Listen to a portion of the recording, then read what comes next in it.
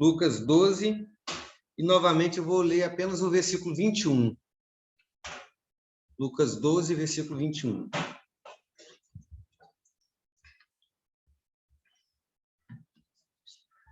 Assim é o que ajunta tesouros para si mesmo, mas não é rico para com Deus. Eu vou repetir. Assim é o que ajunta tesouros para si mesmo e não é rico para com Deus. Vamos fechar os nossos olhos, vamos mais uma vez falar com o Senhor. Todo-Poderoso, Criador dos céus e da terra. Estamos rendidos diante do Senhor, totalmente carentes, ó Pai, da Tua palavra, da Tua voz. Clamamos que o Senhor venha nos abençoar ricamente, encher, ó Deus, poderosamente o nosso coração do Teu Santo Espírito, da Tua palavra, para que tudo que venha acontecer, ó Pai, tudo que venha a ser falado aqui, seja de fato para crescimento, para edificação, para transformação das nossas vidas. Nós oramos em nome de Jesus Cristo. Amém. Amém. Bom, o barulho está ouvindo, começou. Você tá dando para ouvir aí?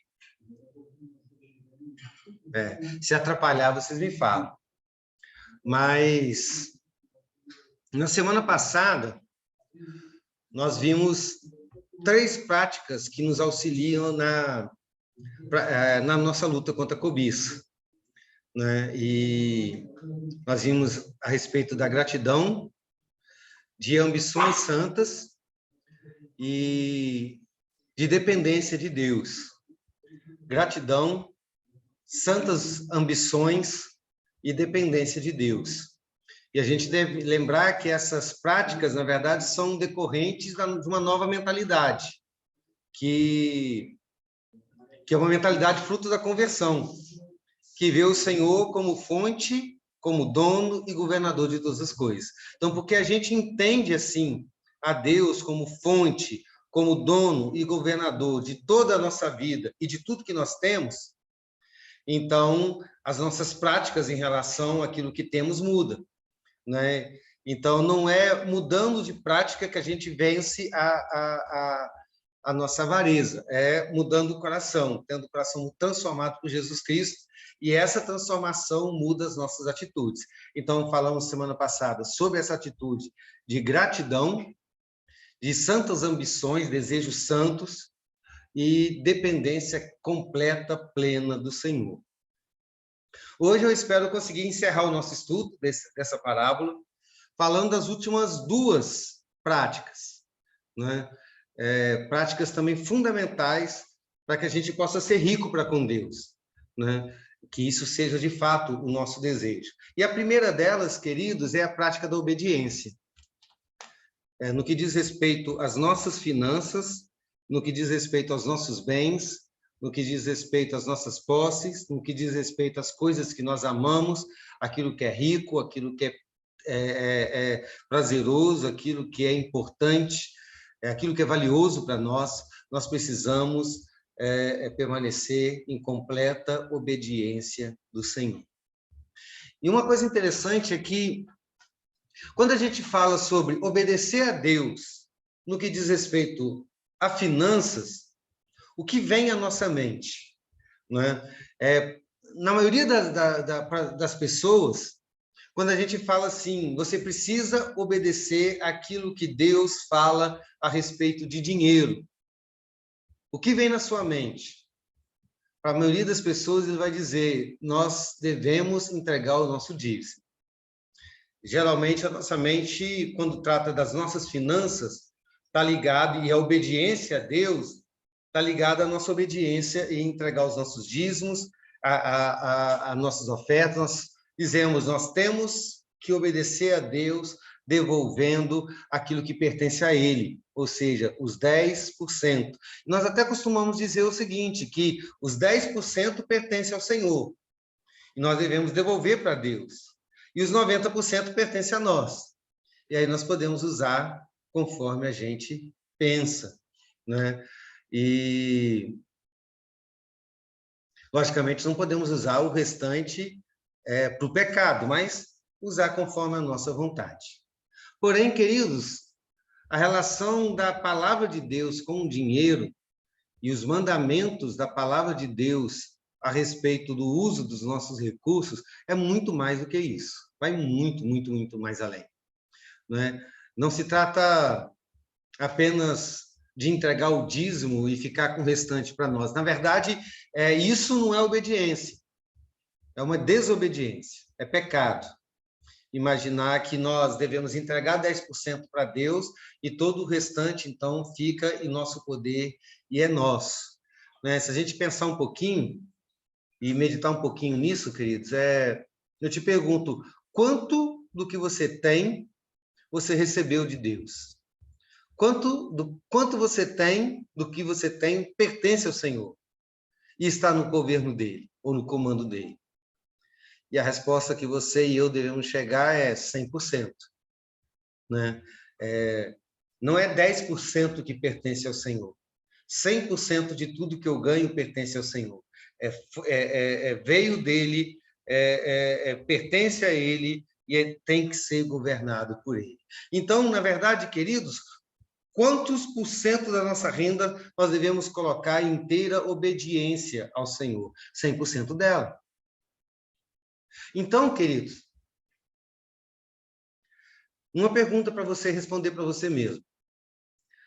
Na sua relação com as suas posses, com o seu dinheiro, com aquilo que você tem, quem é que manda? Pensa direito nisso. Olha, por exemplo, imagine que você esteja diante de uma situação de consumo. Você está dentro de uma loja e tem um produto. Quem é que decide se você vai comprar esse produto? Quem é que de fato toma essa decisão? É o seu dinheiro, no sentido de eu tenho dinheiro para comprar isso não vai me fazer falta eu gastar o dinheiro com isso. São suas necessidades e seus desejos, eu quero isso e vou comprar, às vezes até mesmo sem dinheiro, fazendo dívida. Ou é Deus? É o Senhor.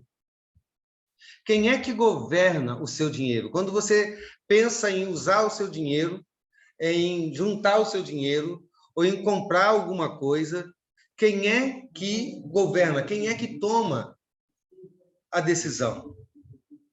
A maioria das pessoas, e até mesmo os cristãos, marcaria a primeira opção. Quem manda é o dinheiro. Se eu tenho dinheiro, eu compro. Outras pessoas marcariam a segunda opção. Se eu quero, eu compro. Isso é uma prova, queridos, que a maioria de nós tenta destronar o Senhor de sua autoridade sobre aquilo que está nas nossas mãos. A maioria de nós toma posse, as rédeas daquilo que pertence ao Senhor e nós usamos ao nosso bel prazer. O avarento age assim. E isso é roubar de Deus.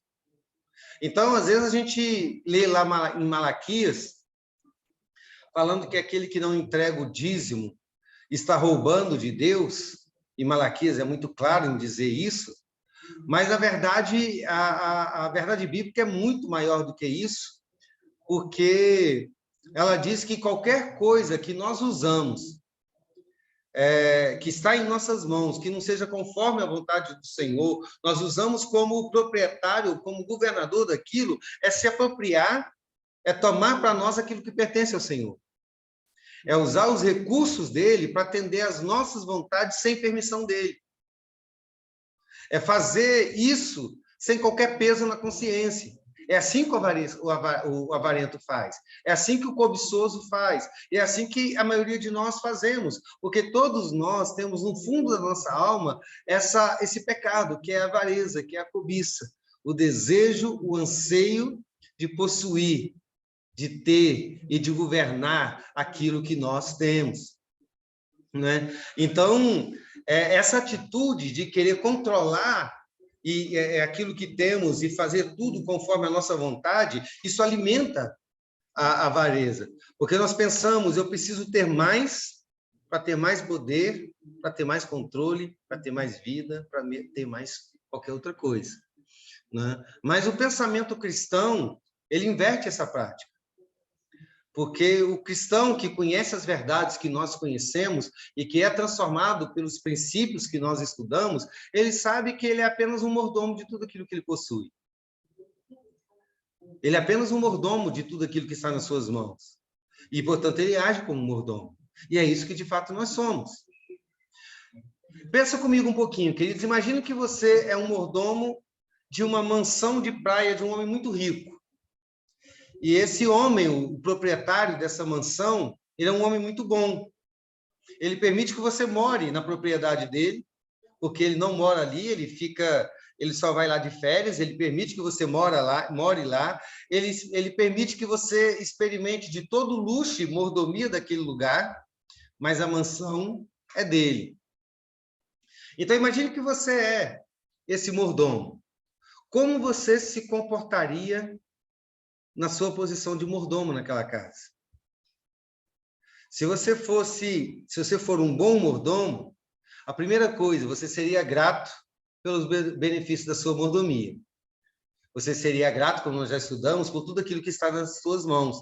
Deus, muito obrigado por isso. Isso não me pertence, isso é mais do que eu mereço, e eu te louvo por isso. Tudo que está nas suas mãos vai te fazer lembrar do seu Senhor e da generosidade dele.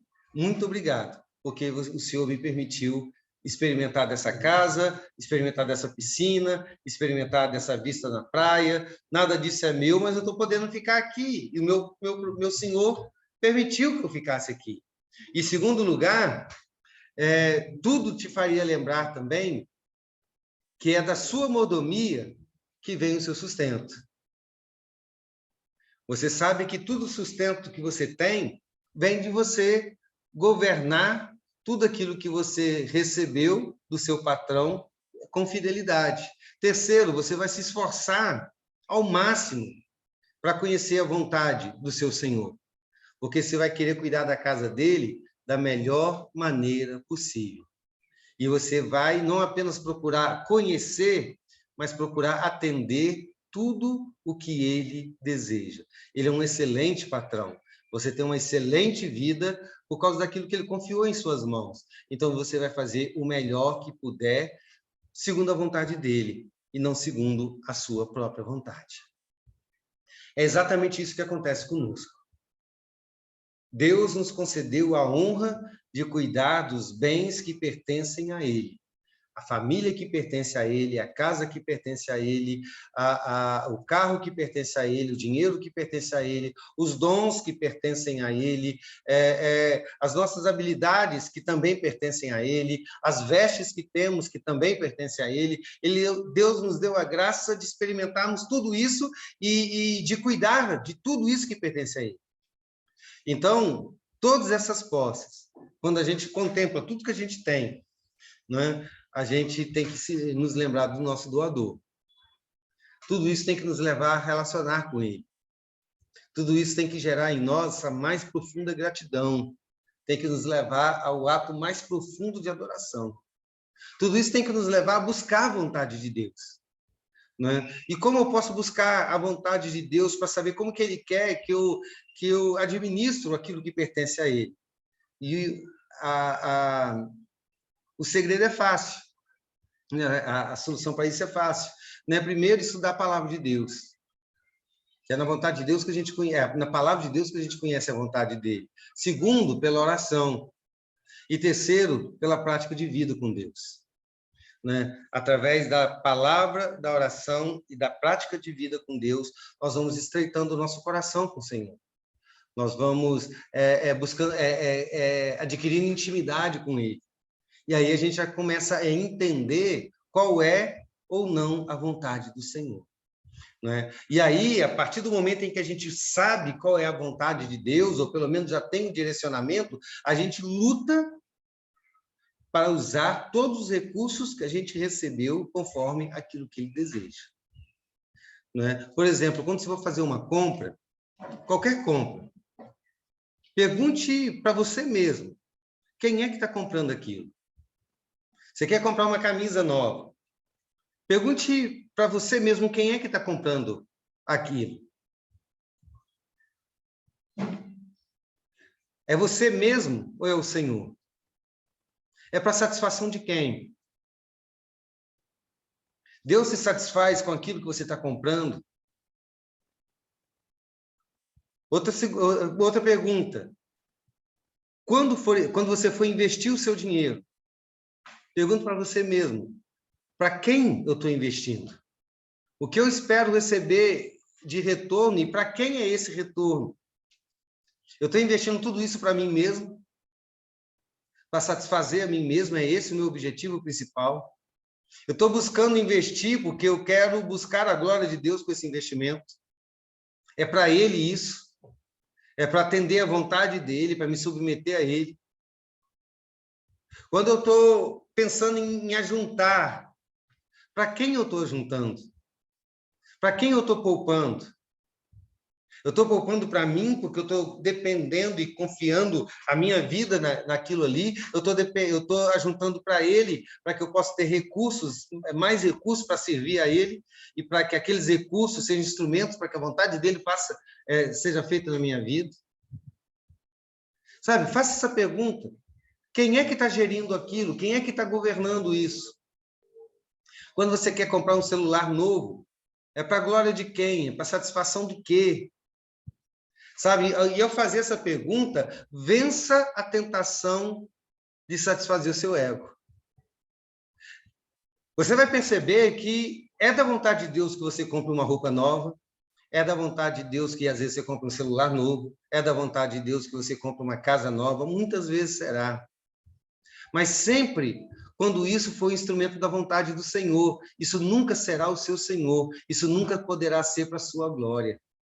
Certo? Você sempre estará glorificando a Deus com aquilo. Por exemplo, você nunca será tomado pelo poder do consumismo, que eu vou falar daqui a pouco. Sabe? Então, procure obedecer a Deus em toda a administração dos seus recursos. Isso vai te fazer vencer a avareza. Sim, Liz, Keila. Pastor, só para complementar uma coisa que eu estava pensando sobre isso, né? Às vezes, quando você fala de dinheiro, né, eu tinha um pouco de dificuldade de pensar nesse sentido, como é que eu vou gastar esse dinheiro aqui? E aí, quando eu comecei a colocar isso em questão, por exemplo, de tempo, em questão de comida, por exemplo, eu consegui entender isso um pouco melhor, muitas vezes, o que Deus queria que eu fizesse com aquele dinheiro que eu tinha era comprar uma comida para alguém. Era convidar alguém para almoçar, era convidar alguém ou dar um presente para alguém, ou às vezes dar o meu tempo para alguma pessoa em vez de fazer aquilo que eu tinha planejado fazer para o meu dia. E ter feito esse exercício, né, nessas pequenas coisas, perguntar o quê? É para eu comprar então tal comida para tal pessoa, em vez de comprar para mim, dar de presente para tal pessoa, é para convidar alguém para comer, ou em vez de eu comer aquilo. Isso foi me ajudando a entender que todas essas coisas de fato pertencem a ele. É que não é só o dinheiro que eu tenho, mas é também o que eu consigo comprar com esse dinheiro, para quem que é. Isso. Né? Quem que vai fazer uso disso?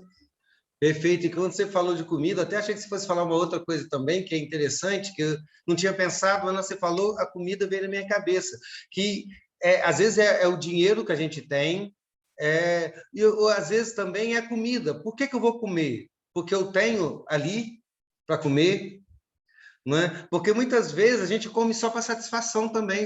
Aí já se torna gula. Né, de comer, porque o impulso da comida, o anseio de comida para acabar com a ansiedade, porque eu estou nervoso, porque eu estou isso, eu estou aquilo, aí você começa a comer, ou porque eu estou afim de prazer mesmo, e a comida se torna um prazer, e aí você usa a comida como um pecado, porque o único objetivo de você estar comendo tanto não é, por exemplo, cuidar do seu corpo, não é cuidar da sua saúde, é simplesmente se esbaldar no prazer da comida, e você tem que entender que a comida que tem não é sua também. O corpo não é seu também, né? Então, nada é nosso, e a gente tem que buscar. Quando a gente busca a glória de Deus em todas as coisas, a gente tem uma vida moderada, né? E o moderado não significa que eu não vou ser nem pobre nem rico. Pode ser que eu seja pobre e muito rico, mas mesmo muito rico, ainda vou ser moderado. né? Por exemplo, tem ricos que são moderados, tem ricos que esbanjam em luxos que são capazes de comprar um relógio de 100 mil reais, por exemplo. Né? Você não precisa, ninguém no mundo precisa de um relógio que custe 100 mil reais. Né? Então, isso já é um esbanjamento, é só uma busca por uma satisfação do coração vazio. Né? Então, quando você tem essa atitude de profunda obediência, além da gratidão, além da dependência e tudo aquilo que a gente viu, né? Você está submetendo o seu coração a uma disciplina que te afasta da ganância, que te afasta da cobiça, que te afasta da avareza. Né? É uma prática cristã para nos livrar da avareza. E a quinta prática, e que é a última que eu quero falar, que a gente não pode arrastar esse estudo para o resto da vida, né? É a prática da liberalidade, ou do desprendimento, ou ainda da generosidade. Isto também é tão difícil quanto a dependência, tão difícil quanto a obediência, tão difícil quanto a gratidão, tão difícil como qualquer uma dessas características. A gente pode pensar que é fácil ser grato. Não é fácil ser grato. Toda vez que a gente murmura, nós não somos gratos. Não é fácil viver independente, totalmente dependente de Deus, principalmente quando a gente não tem nada. Né? E tem que dar um passo. Não é fácil obedecer a Deus em tudo, principalmente quando ele nos ordena o contrário do que aquilo que a gente quer. E é difícil abrir mão dessas coisas. E também não é fácil a generosidade. É fácil ser generoso quando sobra. Certo? Às vezes a gente vê uma pessoa rica doando milhões. Né? Mas será que esses milhões, de fato, é um ato de generosidade? Né? Às vezes a pessoa entrega 5 milhões de reais para uma instituição de caridade, mas gasta muito mais do que isso em festas, em bagunça, em droga, outra coisa assim. Né? Então, a generosidade não tem a ver com o volume, tem a ver com a qualidade. Né? E para a gente falar de generosidade, ou de liberalidade, quem pode me definir o que é liberalidade?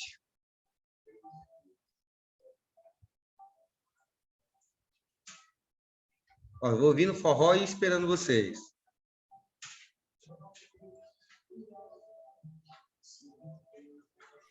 Eu lembro que quando você começou a falar sobre essa questão de cobiça, quando você começou a definir a questão de que Deus era o dono de todas as coisas, você comentou sobre a liberalidade, né, uma generosidade.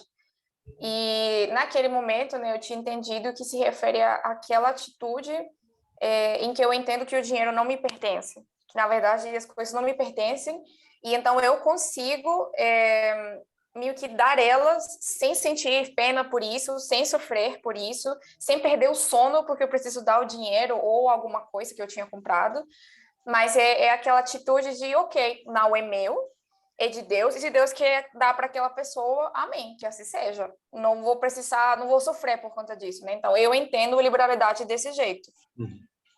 Exatamente.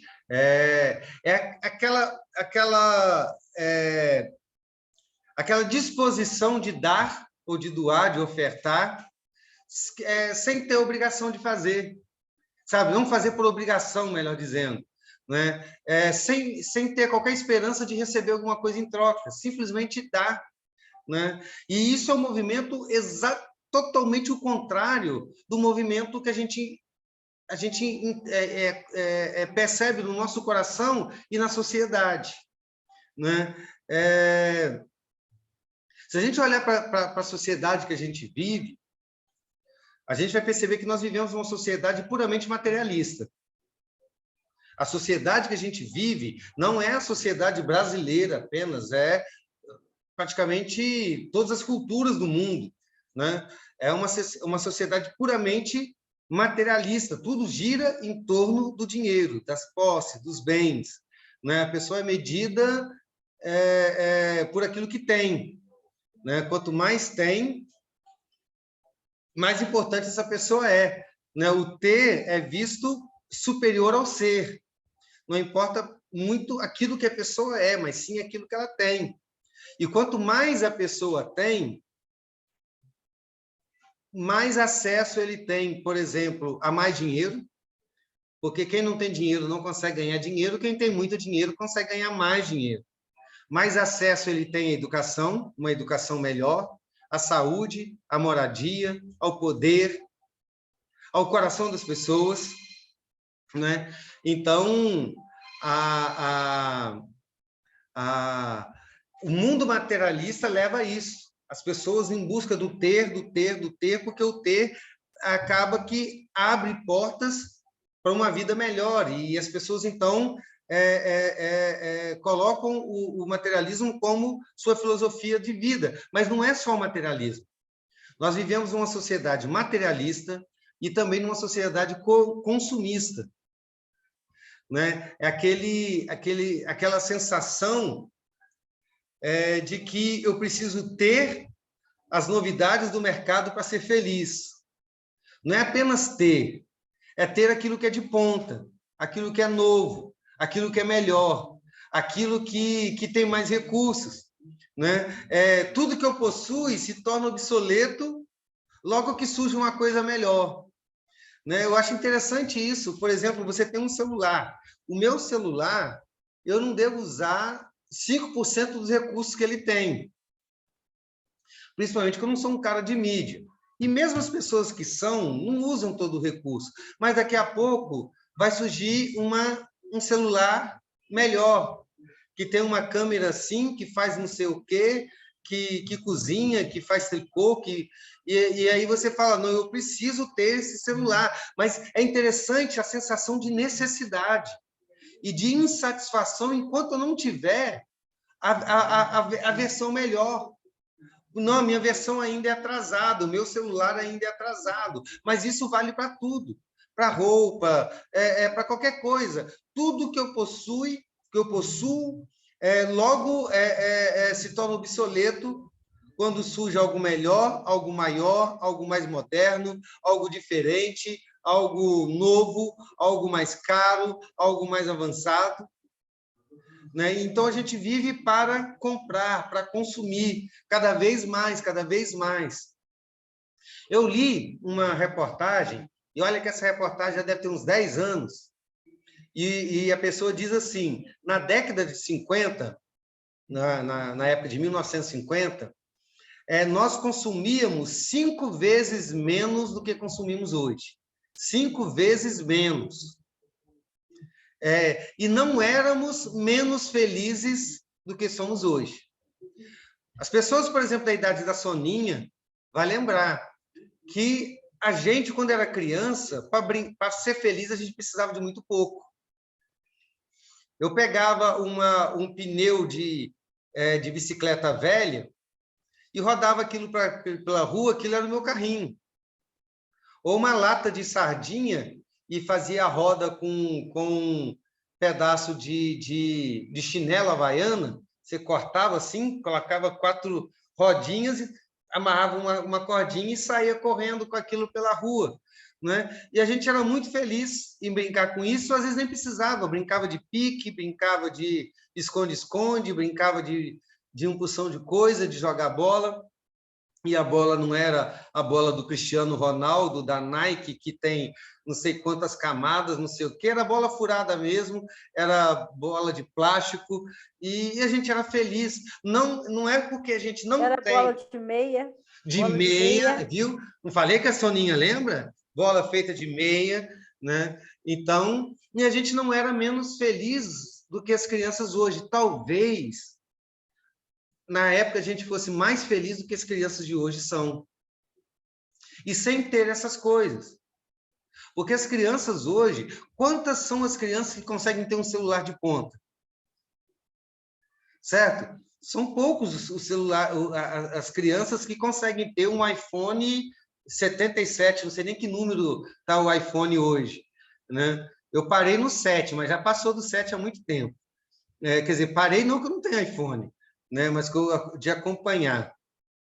Mas ninguém tem, então todo mundo que tem um celular, e principalmente as crianças, não tem um celular de ponta, e ela sonha com o celular que o outro tem, né? E um jogo, outro jogo, e passar de fase. Elas estão estressadas, mais deprimidas do que nós que crescemos brincando na rua, rebentando a ponta do dedo, jogando bola no meio de pedra, e feliz com isso. Então, o cara disse, na década de 50, nós consumíamos 5 vezes menos do que consumimos hoje e não éramos menos felizes por isso.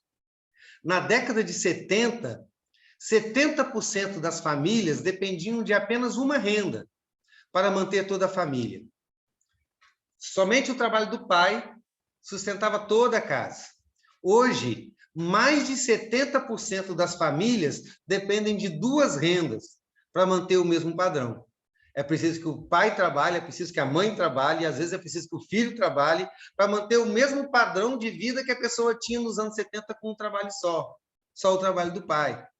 Não é? Aí ele disse o seguinte, ou seja, o luxo de ontem tornou-se a necessidade de hoje.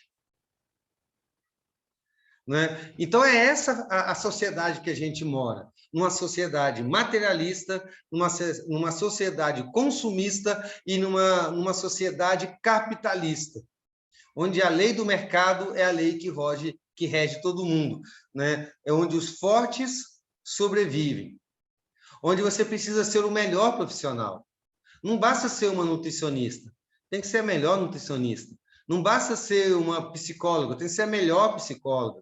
Não basta ser uma professora, tem que ser a melhor professora, né? Você tem que ter mais capacidade para dar mais lucro ao seu patrão. E se você não é tão bom quanto o esperado, você fica à margem da sociedade. Você vai ser um profissional desprezado, jogado, né? Isso é tão comum hoje que alcançou o ministério. Pastores hoje que têm, entre aspas, mercado, são os pastores que dão resultados. Um pastor que não pregue tão bem, que não conheça tanto, que não administre bem a igreja, ele vai ficar jogado fora, ainda que ele seja um homem de Deus. Mas para que a gente quer um homem de Deus que não tem eloquência para pregar? Por que eu quero um homem de Deus que não sabe explicar muito bem? Para que eu quero um homem de Deus que não saiba administrar uma igreja? Eu preciso de um administrador, de um grande pregador, de um cara que fala bem. Eu preciso de ter um professor bom. Se não for bom, não serve. Então, esse consumismo chegou até mesmo na própria igreja. Você vê o mercado chamado mercado gospel, de venda de CD, de venda de camisa, venda de Bíblia disso, Bíblia daquilo, né? Porque a gente quer sempre a novidade. O novo CD, a nova banda, a nova música, a gente quer sempre a novidade. E isso, queridos, esse caos social é reflexo do nosso caos interior. Nós somos, de fato, materialistas. Nós somos egocêntricos, nós somos ambiciosos. Né? E a união dessas duas forças, ou seja, a força de dentro do meu coração e a força da sociedade, gera esse impulso que move a gente a buscar cada vez mais recursos, cada vez mais dinheiro, cada vez mais bens, cada vez mais posses, a juntar cada vez mais, ser cada vez mais dono das coisas, ganhar o máximo que pudermos, ter o máximo que pudermos e perder o mínimo que pudermos. É assim que a gente vive. E é por isso que o sentimento de perda é tão difícil para nós. Quando a gente perde alguma coisa, parece que a gente está perdendo um membro do corpo. Quer seja por algum ato fortuito, né, por alguma coisa que acontece assim, inesperada, ou quer seja quando a gente é desafiado a compartilhar alguma coisa que a gente tem. Meu irmão, doa metade da sua renda esse mês para fulano. Pedir isso parece que está tirando um pedaço da gente. Você pode dar metade do seu salário para o seu companheiro, porque hoje esse mês ele ficou sem salário nenhum. Então, se ele está sem salário nenhum e você está com o salário inteiro, dá metade do seu salário para ele. Não dói alguém pedir isso para você? Isso dói, sabe? É arrancar. Ah, você está com uma poupança, não sei o quê, não está tirando, tira metade da sua poupança. Dá para fulano, parece que está arrancando a nossa alma, sabe? Ou quando a gente toma um prejuízo, né? Você fez, investiu alguma coisa e tomou um prejuízo. Nossa, parece que você morre. Olha, na época da Grande Depressão nos Estados Unidos, pós-guerra, quando houve todo mundo quebrou, a quantidade de suicídios foi imenso. E por que as pessoas suicidaram? Porque perderam os bens, eles não perderam a vida.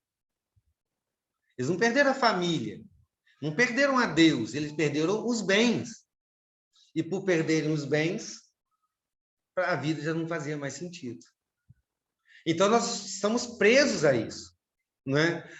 Nós somos limitados a essas coisas. E aí, como a gente já falou, a salvação, além de mudar os nossos conceitos sobre as nossas posses, né? Aquilo que a gente já está repetindo há várias semanas, ela muda também a direção da nossa vida, né? De um movimento para dentro, que é o movimento natural da sociedade nosso, né? Que faz tudo girar em torno de mim, tudo girar em direção ao eixo, via minha direção, né? Nós passamos a girar para fora, né? Num movimento em direção ao outro. E quando eu digo outro, eu estou dizendo um movimento em direção a Deus, acima de tudo, e um movimento em direção ao meu próximo. E é isso, como a Liz disse, nos liberta da nossa posse, porque já não está mais preso a mim, ó, está solto. Eu vou ficar com aquilo que Deus quer que eu fique. Se por enquanto é 100%, vai ser 100%, porque essa é a vontade de Deus. É assim que eu estou sentindo. Mas na hora que Deus falar, olha, abre mão de tudo, como falou para o jovem rico, dê tudo que você tem aos pobres, eu sou capaz de fazer. Porque eu estou livre disso tudo. Isso não gira em torno de mim. Isso gira em torno do outro. De Deus acima de tudo e do meu próximo. Nada te prende ao dinheiro. Porque nada se move em nossa direção. Tudo se move em direção ao outro. É interessante que a gente vê esses dois movimentos lá em João, capítulo 12, versículo 3 a 8, nós não vamos ler esse texto, que o tempo já está acabando, mas é uma história que você conhece, quando aquela mulher chega até Jesus, e essa mulher é extremamente desprendida, porque ela chega até Jesus levando um vaso de um perfume muito caro. E ela, entre aspas, desperdiça esse perfume ungindo os pés de Jesus. Ela derrama todo ele. Ela tem um coração desprendido, ela não retém aquilo que ela tem. Ela não pensa que aquilo é um ano de serviço. Sabe, pensa um ano do teu salário. E você abrir mão um ano do teu trabalho num gesto que vai se perder. Por quê? Porque você derramou ali e acabou. Não é uma mulher totalmente desprendida. Mas quando ela faz isso, Judas olha e diz, que grande desperdício. Esse dinheiro poderia ter sido dado para os pobres. Mas aí João fala assim, não, ele falou isso porque ele era o tesoureiro da igreja lá de Jesus Cristo e pegava o dinheiro para ele. Ou seja, o movimento dele era só para ele. Ele não queria aquele dinheiro derramado aos pés de Jesus. Ele queria aquele dinheiro sendo derramado no cofre do ministério, para que ele pudesse juntar esse dinheiro para ele. Então, nós vemos esses dois movimentos. O movimento do cobiçoso. Aí você pode pensar, não, eu não sou como Judas, que está roubando aquilo que ia ser entregue para Jesus. Não. Toda vez que a gente não abre mão daquilo que nos pertence para obedecer à vontade do Senhor, nós estamos querendo usar para nós aquilo que deveríamos usar para Ele. Todas as vezes que não obedecemos, todas as vezes que não somos generosos. Nós estamos nos apropriando, ao invés de depositar isso aos pés de Jesus, os nossos 300 denários, nós queremos colocar na sacola, para a gente usar depois, segundo a nossa própria vontade. Então, aquilo que Judas fez ao reprovar aquela mulher, que com um coração generoso ofertou aquela fortuna derramando aos pés de Jesus, é o que nós fazemos quando deixamos de abrir mão para ofertar, para abençoar, para atender à vontade do Senhor, para sermos generosos, né? E além desse texto, a gente encontra vários textos da Bíblia que falam a respeito da generosidade, da doação como uma prática cristã. Se você for olhar, por exemplo, no Antigo Testamento, no culto do Antigo Testamento, todo ele é baseado em doação. Você ofertava um carneiro, você ofertava um cordeiro, você ofertava uma pomba, você ofertava o seu dízimo, você ofertava na festa da colheita, você ofertava na festa do Pentecoste, você ofertava por gratidão, você ofertava por causa do perdão dos seus pecados, você ofertava para a viúva, você ofertava para o órfão, você ofertava para os pobres, você deixava o restante da sua colheita, ou seja, todo o sistema do Antigo Testamento de culto era baseado na oferta, na entrega. E quando você olha no Novo Testamento, a gente vê que a mesma prática acontece, por exemplo, na igreja de Atos dos Apóstolos. Na igreja dos primeiros cristãos. Ele abriu mão de tudo. Você vê isso, por exemplo, na vida de Zaqueu, que logo ao se converter, não apenas devolve, multiplicado por 4, tudo que roubou, quando distribui, como também distribui a metade dos bens que ele tem. Né? Então, tanto no Antigo Testamento, quanto no Novo Testamento. Alguém contou e disse que existe 2.308 menções sobre a doação na Bíblia. 2.308 menções sobre doação. Então, queridos, a doação, a generosidade, é uma característica divina. Deus, que era Deus pleno em si mesmo, se doou criando o mundo, se doou criando a nós mesmos, a sua imagem e semelhança, se doou entregando o seu filho na cruz, né? Ele nos doa a vida, ele nos doa uma natureza maravilhosa e faz tudo isso com generosidade e com abundância. Todas as vezes que não somos generosos, nós estamos indo na contramão de Deus. Isso é muito sério. Né? Então, queridos, nós devemos doar com alegria e com generosidade, não medindo as nossas doações por baixo. A pergunta não é quanto do meu dinheiro eu tenho que doar.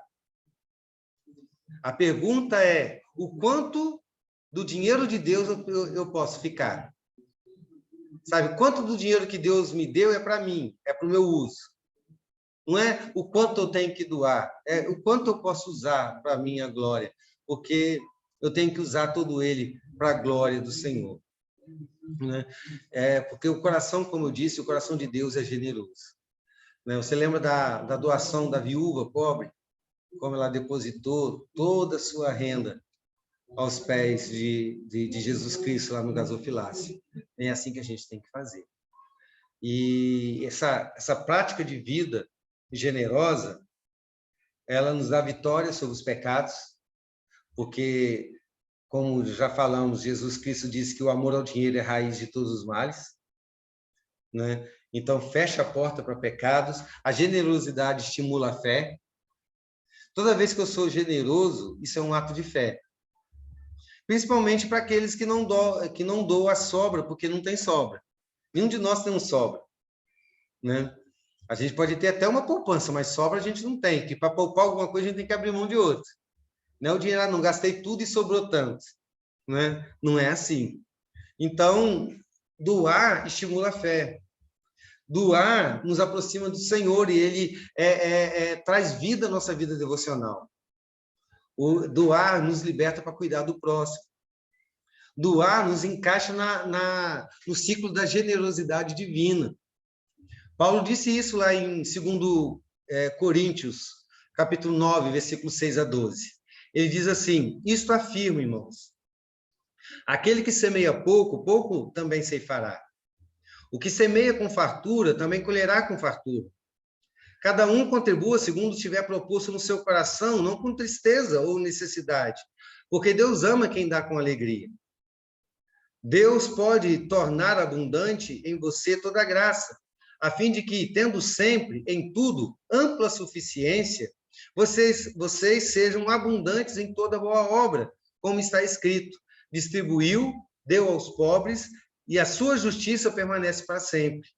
E Deus, que dá semente ao que semeia e pão para o alimento, também suprirá e aumentará as sementes e multiplicará os frutos da justiça de vocês, a fim de que sejam enriquecidos em tudo para toda generosidade, a qual, por meio de nós, resulta em orações de gratidão a Deus, porque no serviço da assistência não só supre a necessidade dos santos, mas também transborda em muitas orações de gratidão a Deus. Paulo falando para os coríntios que estavam ajudando financeiramente os irmãos, eles estavam falando, e Paulo está dizendo, Deus vai fazer multiplicar abundantemente aquilo que você está investindo no reino dele. Então, irmãos, encerrando o nosso estudo, a parábola do rico insensato. Algumas perguntas só para você pensar. Na verdade, algumas eu já fiz no início. Qual o valor do seu dinheiro? Quanto que ele vale? Quanto que ele vale para você? Quanto o teu dinheiro te custa? Quanto ele cobra de você? A que custo você tem o seu dinheiro? O quanto o seu dinheiro tem de você? O teu tesouro, aquilo que é rico para você, que é precioso, pode ser comprado com dinheiro? O quanto de suas posses, ou a falta dela, mexe com as suas emoções? O quanto das suas posses, ou a falta delas, mexe com o seu desejo, com o seu prazer, com a sua autoestima? O quanto a falta de dinheiro ou de posses te trouxe na sua vida insegurança, ansiedade, desesperança, frustração, tristeza? Quantas vezes você se sentiu menor, menos rico, menos feliz, menos capaz, de menos valor por ter perdido alguma coisa?